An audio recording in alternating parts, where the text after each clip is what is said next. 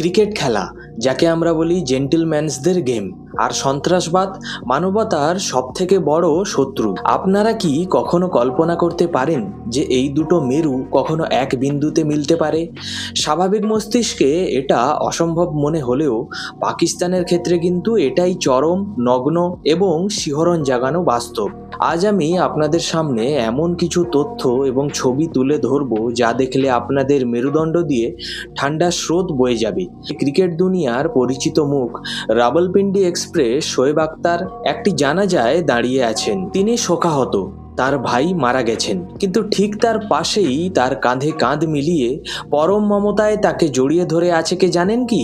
এই লোকটি কোনো সাধারণ আত্মীয় বা রাজনৈতিক নেতা নয়। সে হলো লস্কর-ই তৈবার বর্তমান ডেপুটি চিফ এবং ভারতের বুকে হওয়া পেহেলগাম জঙ্গি হামলার মূল মাস্টারমাইন্ড সইফুল্লাহ কাসুরি।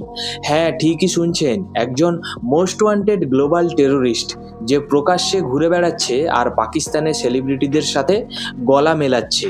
আজকের এই ভিডিও কোনো সাধারণ নিউজ রিপোর্ট নয়।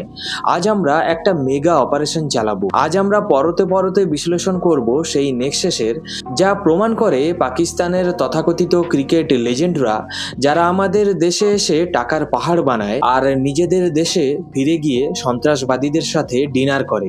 ভিডিওটি শেষ পর্যন্ত দেখুন, কারণ আজকের বিশ্লেষণ আপনার চোখের পর্দা সরিয়ে দেবে। ঘটনাটা একদম গ্রাউন্ড জিরো থেকে বিশ্লেষণ করা যাক। গত 24শে জুন শোয়েব আখতারের বড় ভাই শাহিদ আখতার হৃদরোগে আক্রান্ত হয়ে মারা যান। স্বাভাবিকভাবেই ইসলামাবাদে তার জানাজার আয়োজন করা হয়। একজন মানুষের মৃত্যু অবশ্যই শোকের, কিন্তু এই জানাজা কোনো সাধারণ শোক সভা ছিল না। এটি কার্যত পরিণত হয়েছিল লস্কর-ই তৈবার হাই প্রোফাইল মিটিংয়ে।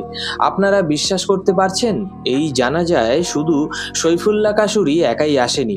লস্কর-ই তৈবার পুরো পলিটিক্যাল ফ্রন্ট, যার নাম পাকিস্তান মরকজি মুসলিম লীগ, এর তাবড় নেতারাও কিন্তু সেখানে হাজির ছিল। খবরটা কিন্তু ভারত সরকার বা মিডিয়া জোর করে বের করেনি।